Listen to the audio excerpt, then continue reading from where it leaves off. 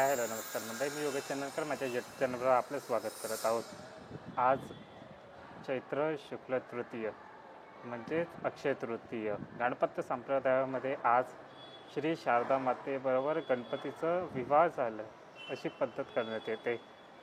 तर त्यानिमित्ताने माझ्या घरी आज अक्षय तृतीय व शारदेश मंगल असल्यामुळे आंबा महोत्सव करण्यात आला आहे. तर पहिलं चला मी तुम्हाला हा आंबा महोत्सव आमच्या घरचा दाखवतो.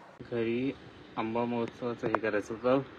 भगवंतासमोर माझ्याच देवगड गावातून आणलेले हे 11 आंबे गणपती बाप्पासमोर ठेवलेले आहेत.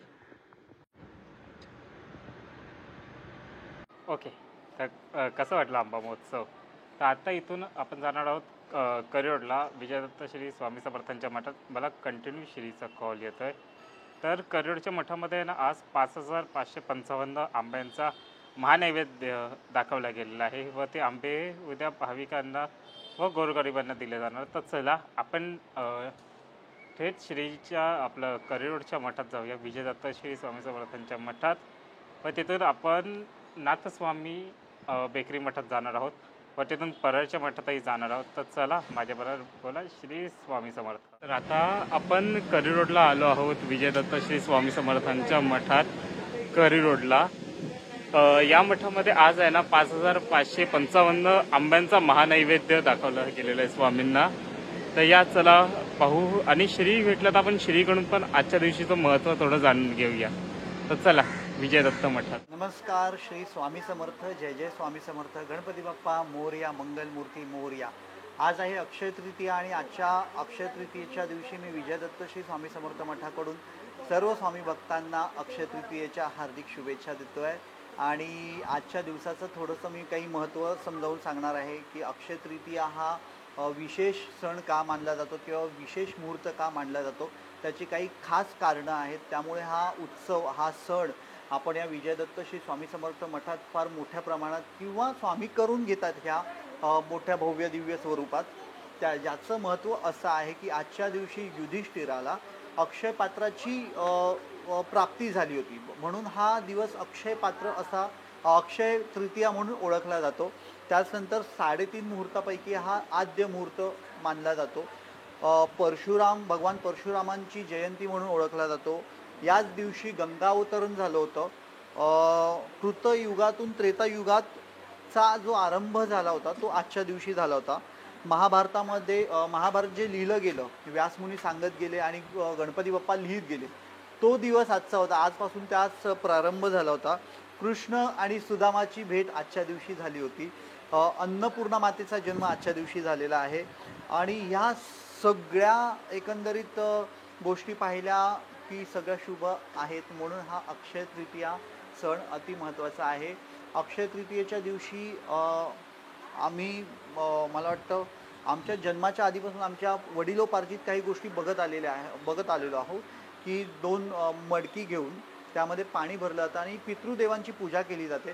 त्यामागे पण एक खास विशेष गोष्ट किंवा कहाणी जी आहे ती मला थोडीशी मी थोडक्यात तुम्हाला सांगू इच्छितो की त्यावेळी जेव्हा सागर नावाचा एक महाराजा होऊन गेला आणि त्या राजाच्या वंशावळमध्ये भगीरथ होते आणि जे त्यांना एका शापामुळे ते अडकले होते की त्यांचे 1000 पुत्र होते आणि त्या 1000 पुत्रांना मुक्ती मिळाली नव्हती, जे की भूतात्मा म्हणून ते तिथे वावरत होते. आणि त्यांना मुक्ती मिळण्यासाठी भगीरथांनी भगवान श्री शंकरांची आराधना केली, त्यांनी उपासना केली, तपश्चर्या केली आणि भगवान शंकर प्रसन्न होऊन त्यांनी गंगावतरण केल्यानंतरच या पितृंचा उद्धार झाला. आणि या दिवशी आम्ही घरामध्ये बरेच लोक पूजत असतील बघा, 2 मडकी पुसून त्यावर आंबा ठेवला जातो, त्याच्या खाली पाणी ठेवलं जातं.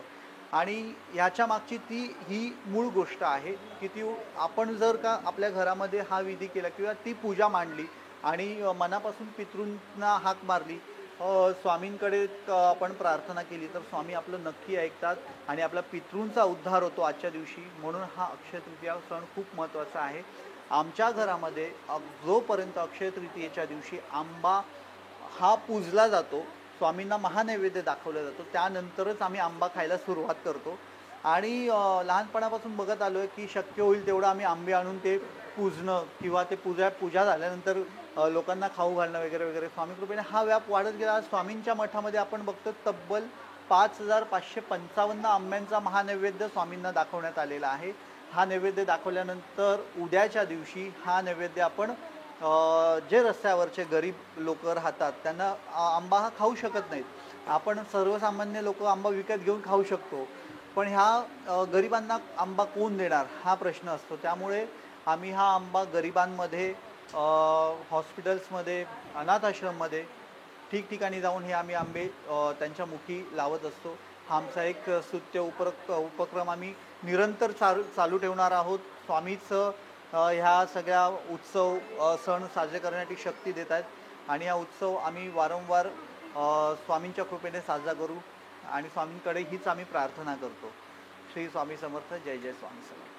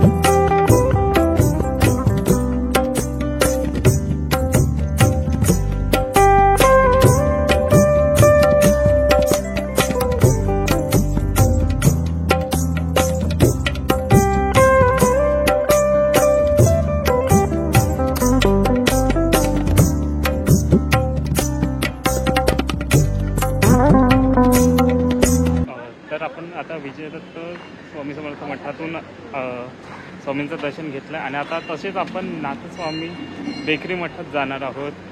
तिथे अजून एक स्वामींची उभी मूर्ती आहे, तर ती पण मी तुम्हाला दाखवतो. चला, तिथून अगदी 5 मिनिटाच्या अंतरावरच आहे. आता आपण पुढे आलो आहोत नाथस्वामी बेकरी मठ, करिरोड येथे. डेला रोडच्या इथंच आहे हा आपला राजनजारचा कारखाना किंवा HP चं पेट्रोलियम पंप जिथे आहे ना, तिथून चिंचपोकी स्टेशनवरून अगदीच जवळ आहे हा. तिथून मी तुम्हाला सगळ्याचं लोकेशन माझ्या आपल्या डिस्क्रिप्शनमध्ये देतो. तर चला दर्शन घेऊया नाथस्वामी मठाचं.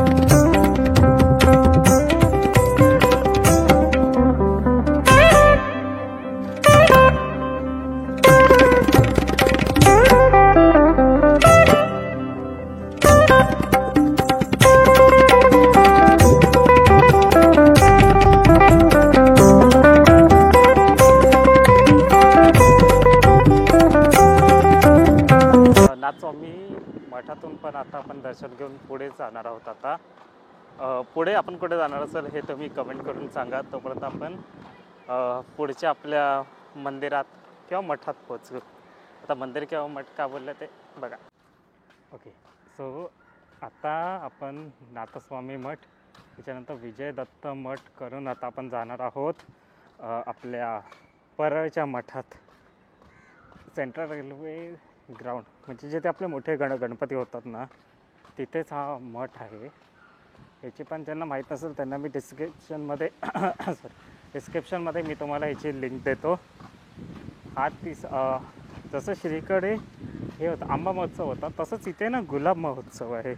गुलाबांची आरास केलेली आहे. तर चला बघूया कसं चला. श्री स्वामी समर्थ परळ मठ.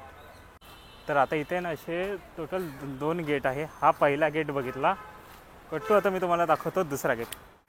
तर हा दुसरा गेट आहे. प्रचंड ऊन असल्यामुळे ना तुम्हाला एक्झॅक्टली हा गेट दिसत नसावा, पण या गेटवर आहे ना दोन्ही साईडला याळे आहेत व वरती महादेव गणपती आहेत आणि अजून 2 देवही आहेत. तर चला याच प्रवेशद्वारावरून आपण आत जाऊया. मुख्य प्रवेशद्वारापासून आपण आत आलेलो आहोत. आता अगदीच समोर म्हणजे स्वामींचं हे मठ दिसतंय मला. तर चला दर्शन घेऊया लगेच श्री स्वामी समर्थांचे.